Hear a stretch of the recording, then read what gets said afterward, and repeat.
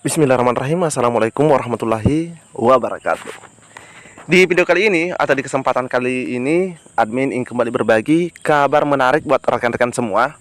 Dan di sini kita mendapatkan surat edaran resmi dari Menfan RB buat rekan-rekan semua yang yang sudah masuk dalam pendataan. Oke. Jadi buat rekan-rekan yang lagi menonton, silahkan disimak videonya dengan baik. Jangan di skip agar tidak salah dalam memahami informasi yang admin bagikan. Jika ada suara-suara berisik, abaikan saja rekan-rekan ya. Oke, tanpa berlama-lama, baiknya kita lanjut saja ke info intinya. Nah, ini dia suratnya rekan-rekan ya. Ini dikeluarkan pada tanggal 25 Juli 2023. Ini jelas ya. Dikeluarkan oleh Menteri Pendayagunaan Aparatur Negara dan Reformasi Birokrasi Republik Indonesia. Nah, teman-teman bisa lihat juga di sini dengan nomor surat B1527 sekian. Ini lampirannya 0 lampiran. Nah, di sini kita bisa lihat ya. Kita bisa lihat di sini di bagian perihalnya. Perihal dari surat ini adalah status dan, jadi dua ya, status dan kedudukan ex THK 2 dan tenaga non ASN. Siapa saja non ASN yang dimaksud? Nah, itu yang kita akan lihat nanti di bagian isi surat ini.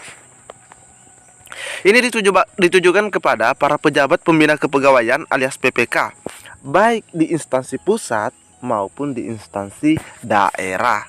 Nah, jadi ex THK 2 yang dimaksud di surat ini dan tenaga non ASN yang dimaksud di surat ini adalah mereka-mereka yang ada di instansi pusat atau yang bekerja di instansi pusat maupun daerah. Jadi itu poin penting yang teman-teman harus pahami dulu, supaya teman-teman tidak mengatakan kenapa ada pengecualian. Nah, jadi ini untuk pusat dan daerah.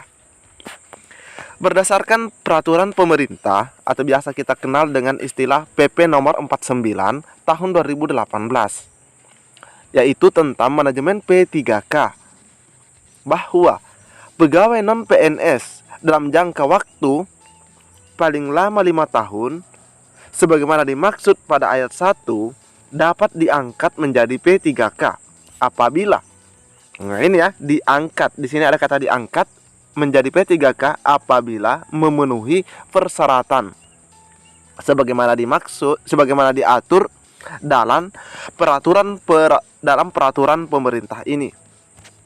Oleh sebab itu, maka sesuai dengan pengundangan peraturan pemerintah dimaksud akan berlaku pada tanggal 28 November 2023 mendatang. Namun demikian, sesuai dengan masukan dan aspirasi dari berbagai pihak bahwa ex THK 2 dan tenaga non ASN masih diperlukan dalam mendukung pelaksanaan tugas pemerintahan, pembangunan dan pelayanan publik. Nah, jadi memang kan ada suratnya rekan-rekan ya.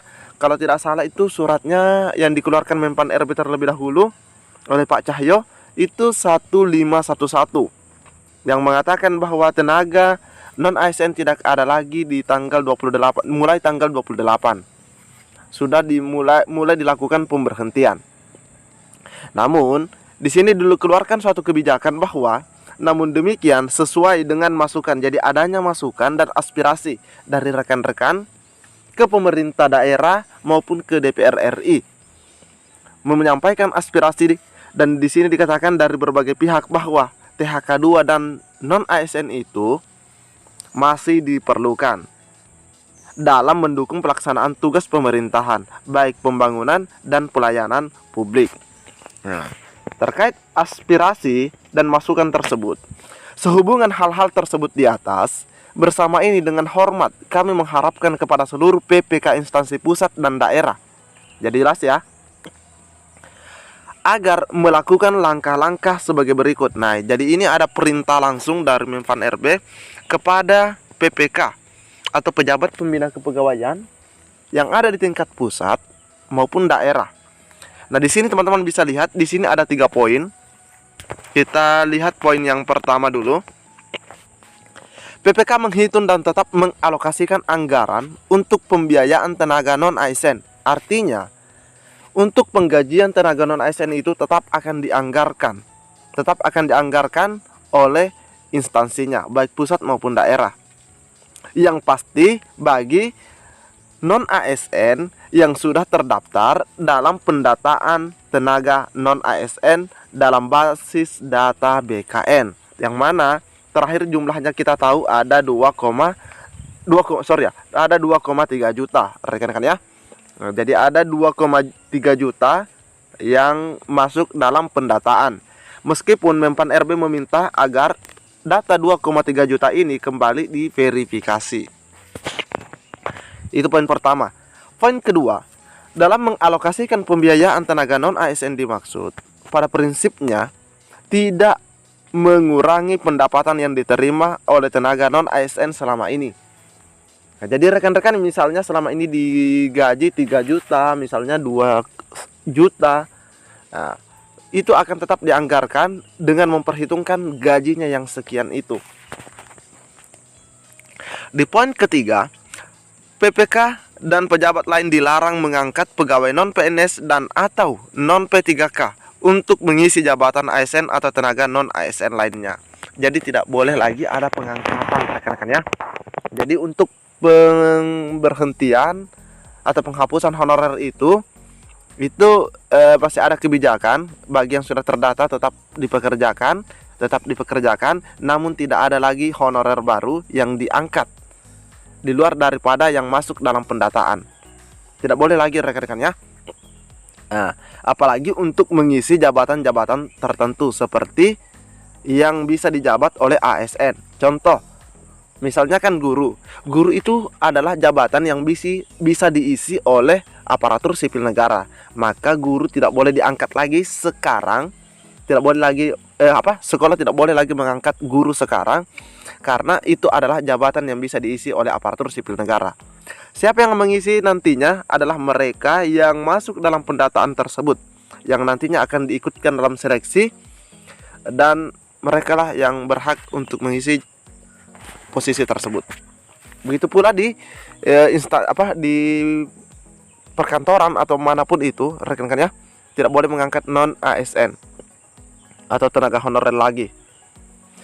Adapun untuk pemenuhan ASN di lingkungan instansi pemerintah dapat dilakukan melalui usulan kebutuhan formasi sesuai ketentuan peraturan perundang-undangan. Jadi di sini untuk instansi pemerintah ya, untuk pemenuhan ASN di lingkungan instansi pemerintah dilakukan melalui usulan kebutuhan. Ini sepertinya untuk kementerian dan lembaga sepertinya rekan-rekan ya. Demikian beberapa hal yang dapat kami sampaikan. Atas perhatian dan kerjasamanya disampaikan terima kasih. Dan di sini kita bisa lihat teman-teman ya. Nah, ini sudah ditandatangani secara elektronik oleh Bapak Abdullah Aswar Anas. Nah, ini ya, jelas ya. Dan surat ini tembusannya ke Menteri Keuangan, Menteri Sekretaris Negara, dan Kepala BKN. Jadi lengkap. Jadi ini merupakan hal yang baik bagi rekan-rekan semua yang sebelum-sebelumnya merasa was-was akan diberhentikan atau dihapus. Begitu. Insya Allah dengan surat sakti ini, ya kita sebutnya surat sakti. Dengan adanya surat sakti ini dan memuat 3 poin, insya Allah teman-teman akan merasa lega. Seperti itu rekan-rekan ya. Karena di sini akan tetap mengalokasikan anggaran untuk pembiayaan tenaga non-ASN yang sudah, nah ini yang perlu pahami, yang sudah terdaftar dalam pendataan tenaga non-ASN yang ada dalam basis data Badan Kepegawaian Negara. Oke rekan-rekan ya, jadi teman-teman yang sudah masuk dalam pendataan semoga secepatnya diangkat menjadi aparatur sipil negara sehingga statusnya bukan lagi tenaga non-ASN. Karena kita hanya mampu berdoa dan berusaha, selebihnya kita serahkan kepada Yang Maha Kuasa. Mungkin cukup sampai di sini. Assalamualaikum warahmatullahi wabarakatuh.